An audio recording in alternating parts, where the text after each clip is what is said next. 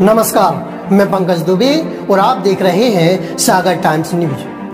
पल भर लगता है किसी को अपना मानने में, एक उम्र लग जाती है फिर उन्हें जानने में। और नकाब अच्छाई का रहता है छिपे हुए चेहरे में, मगर देर लग ही जाती है अक्सर झूठे लोगों को पहचानने में। जी हाँ, दमोह की राजनीति की तस्वीर अब एकदम साफ और स्पष्ट हो चुकी है। दमोह में होने वाले विधानसभा उपचुनाव 25 अप्रैल 2021 से पहले कराए जा सकते हैं। जी हाँ, बड़ी खबर है जिसके लिए तारीखों की घोषणा जल्दी ही हो सकती है।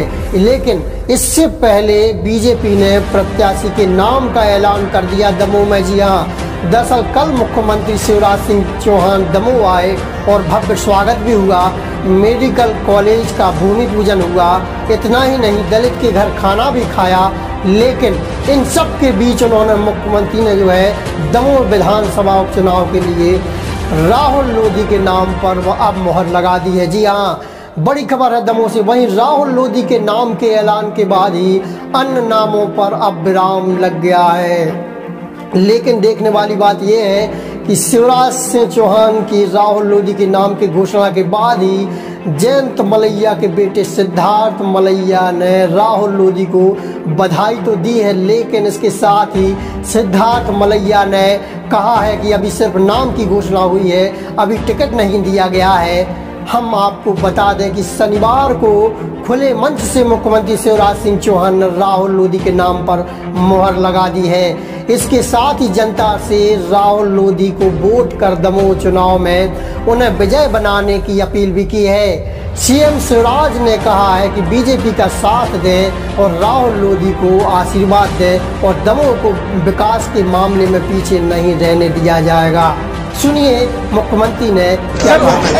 मेडिकल कॉलेज का माननीय मुख्यमंत्री जी, क्या मेडिकल कॉलेज का प्रपोजल केंद्र सरकार को भेजा गया है? महाराज जी ने आपको चेतावनी दी है। जैसा कटनी का प्रपोजल केंद्र को भेजा है, क्या मेडिकल कॉलेज का प्रपोजल केंद्र को भेजा गया है? ये तो हम बना रहे हैं जी। प्राथमिकता पहले कटनी होगी या दमोह होगी?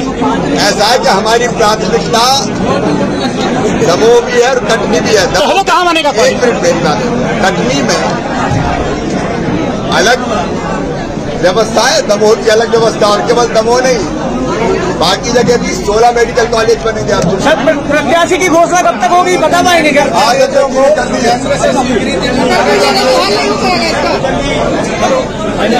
अध्यक्ष जी, प्रत्याशी की घोषणा कब होगी? घोषणा हो गई है। हम आपको बता दें कि राहुल लोधी की कांग्रेस और बीजेपी में आने के बाद से ही उपचुनाव को देखते हुए चर्चाओं का बाजार गर्म था। इस उपचुनाव में कई नामों पर टिकट के लिए चर्चा की जा रही थी, जिसमें पूर्व मंत्री जयंत मलैया भी प्रबल दावेदार माने जा रहे थे।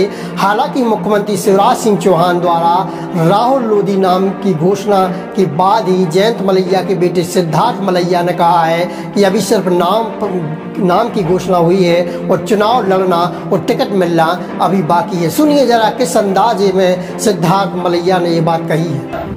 उतनी निष्ठा तो होनी चाहिए। राहुल सिंह लोधी को प्रत्याशी घोषित किया है पार्टी के द्वारा। बीडी शर्मा जी ने भी कहा, मुख्यमंत्री जी ने मन से कहा, क्या कुछ कहेंगे? बधाई हो राहुल सिंह जी को, अच्छा चुनाव लड़े, अच्छी राजनीति करें। ऐसी अटकलें लगाई जा रही थी कि पूर्व वित्त मंत्री जयंत मलैया जी को फिर से चुनावी दौड़ में भाजपा अटकलें ही रही। आपका कुछ क्या स्टैंड होगा? जिस तरह से आप लगातार राजनीति में सक्रिय है, आगामी उपचुनाव को लेकर के आपका कोई स्टैंड होगा? समय आने पर मैं स्टैंड भी क्लियर करूंगा। माननी का स्टैंड होगा कि आपका होगा? हर एक का अपना अपना मंतव्य है, हर एक का अपना अपना अपनी अपनी कार्यशैली है। मेरा स्टैंड तो मैं अपने बारे में ही बात कर सकता हूँ, उनके बारे में तो कर नहीं सकता हूँ। मेरे पिता होने के साथ मेरे नेता भी हैं, तो इसलिए उनके बारे में तो वही टिप्पणी करेंगे, मैं तो कह नहीं सकता उनके बारे में। आपका क्या स्टैंड होगा? मेरा स्टैंड मैंने बताया, समय आने पर बताऊंगा। आपका जो भी निर्णय होगा उनमें पिताजी का समर्थन होगा क्या? ये तो आपको उनसे पूछना पड़ेगा। मतलब ये माना जाए कि आप प्रत्याशी के तौर पर होंगे, क्या निर्दलीय होंगे, किसी पार्टी से होंगे? संभावनाओं से क्या इनकार किया जा सकता है। मैं तो आज के बारे में कह रहा हूँ, कल के बारे में भारतीय जनता पार्टी का प्रत्याशी मैं भी हो सकता हूँ। ये किसने कहा कि ये भी फॉर्म भरने के बाद, विड्रॉल के बाद भी मैं प्रत्याशी नहीं हो सकता? कोई तीसरा भी हो सकता है। ये तो संभावनाएं हैं। मैं तो जो कह सकता हूँ आज के लिए कह सकता हूँ, कल के लिए जो है वो जनता के हाथ में है और ऊपर जनार्दन के हाथ में है। नहीं तो ये संभावना है कि जो आपकी मुख्यमंत्री जी से 10 मिनट बाद भी है ये वो है उम्मीदवारी को लेकर के संभावना? मेरे नेता से जो मेरी बात हुई है वो, मैंने फिर से कह रहा हूँ, वो मेरी निजी बात है और उनकी निजी बात है। तो संभावना को इससे जोड़ा जा सकता है? किसी बात को किसी से नहीं जोड़ा जा सकता है। सब सारी बातें अपनी अपनी जगह हैं, तो एक दूसरे से जोड़ के बातें देखें। ये दरअसल राहुल लोधी 2018 के विधानसभा चुनाव में पहली बार दमोह विधानसभा सीट से विधायक चुने गए थे। कांग्रेस की सीट से चुनाव लड़े राहुल लोधी ने पूर्व वित्त मंत्री जयंत मलैया को शिकस्त दी थी। हालांकि मध्य प्रदेश में कमलनाथ की सरकार गिरने के बाद ही राहुल लोधी ने अचानक विधायक पद से इस्तीफा दे दिया था और बीजेपी में शामिल हो गए थे। बीजेपी में शामिल होते ही शिवराज सरकार ने उन्हें warehousing and logistics corporation का चेयरमैन नियुक्त किया था। वहीं बीजेपी में प्रवेश से पहले ही उन्होंने बीजेपी के सामने यह शर्त रखी थी कि दमोह जिले को मेडिकल कॉलेज का तोहफा दिया जाएगा, जिसके बाद ही वह भाजपा में आ सकते हैं। हालांकि उनकी मांग को प्रदेश सरकार ने स्वीकार कर भी लिया था और वह भाजपा में शामिल हो गए थे। आज के लिए इतना ही। देखते रहिए सागर टाइम्स न्यूज।